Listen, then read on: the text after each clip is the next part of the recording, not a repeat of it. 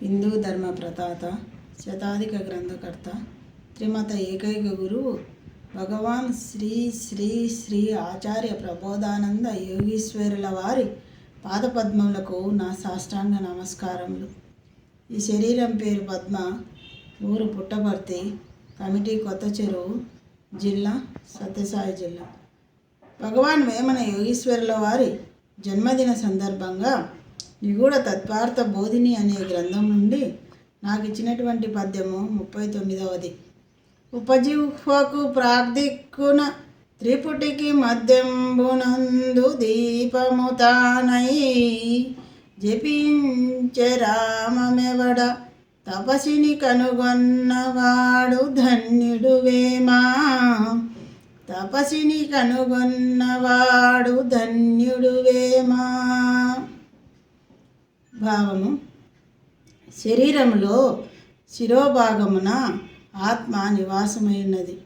శిరస్సునందు 3 గుణములకు మధ్య భాగమున గుణచక్రమును ఆధారం చేసుకొని బ్రహ్మనాడిలో ఆత్మ నివాసమైనది. సమస్త జీవరాశుల శరీరమందు ఈ విధానమే అమరి ఉన్నది. ఉపజిహ్వ అనగా చిన్న నాలుక.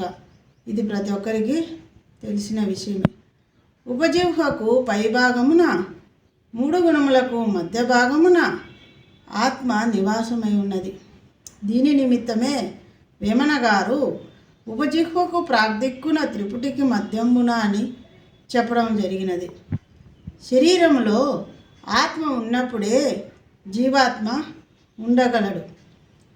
శ్వాసకు కారణము ఆత్మ చైతన్యమే అయినందువలన శరీరమును ఆత్మ వెడలిన వెంటనే జీవాత్మ కూడా వెళ్ళవలసి ఉంటుంది. ఎన్ని హాస్పిటల్స్ తిరిగినా, ఎంత డబ్బులు ఖర్చు పెట్టినా ఆ శరీరంలో ఆత్మ వెడలిన వెంటనే జీవాత్మ ఉండే అవకాశం లేదు. కావున వేమన గారు శరీరమునకు ఆ శక్తినిచ్చి, వెలుగునిచ్చి, శరీరాన్ని నడిపించే ఆత్మను దీపముగా చెప్పడం జరిగినది. శరీరంలో జీవనకు కారణమైనటువంటి శ్వాస శబ్దము 2 విధములుగా ఉన్నది. ఉచ్ఛ్వాసము, నిశ్వాసము. ఉచ్ఛ్వాసమును రా అని, నిశ్వాసమును మా అని వేమన గారు ఈ పద్యం నందు చెప్పడం జరిగినది. ఉచ్ఛ్వాస నిశ్వాసలకు కారణమైనటువంటి ఆత్మను కనుగొన్నవాడు గొప్పవాడు. అందుకే దాని నిమిత్తమే వేమన గారు తపస్సుని కనుగొన్నవాడు ధన్యుడు వేమ అని గొప్పగా ఆత్మజ్ఞానాన్ని ఈ పద్యం నందు చెప్పడం జరిగినది. కావున ఆత్మను కనుగొంటేనే పరమాత్మను చేరే అవకాశం కలదు. కావున వేమన గారు చెప్పినటువంటి ఆత్మజ్ఞానం నందు ఎంతో దేవుని చేర్చేటటువంటి గొప్ప జ్ఞానము ఇమిడి ఉన్నది.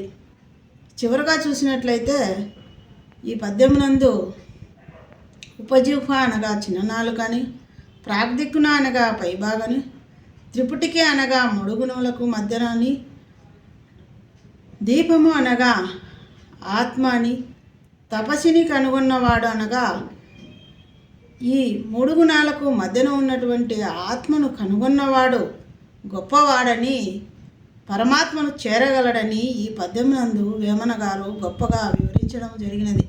కావున ప్రతి ఒక్కరూ శ్రీ శ్రీ శ్రీ ఆచార్య ప్రబోధానంద యోగీశ్వరుల వారు రచించినటువంటి నిగూఢ తత్వార్థ బోధిని అనే గ్రంథమును చదివి ప్రతి ఒక్కరూ అందులోని ఆత్మ జ్ఞానాన్ని, దైవ జ్ఞానాన్ని తెలుసుకొని దేవునికి దగ్గర కావాలని కోరుకుంటూ చివరగా భగవాన్ శ్రీ శ్రీ వేమన జన్మదిన శుభాకాంక్షలు తెలియజేస్తూ ముగిస్తున్నాను. అందరికీ నమస్కారములు.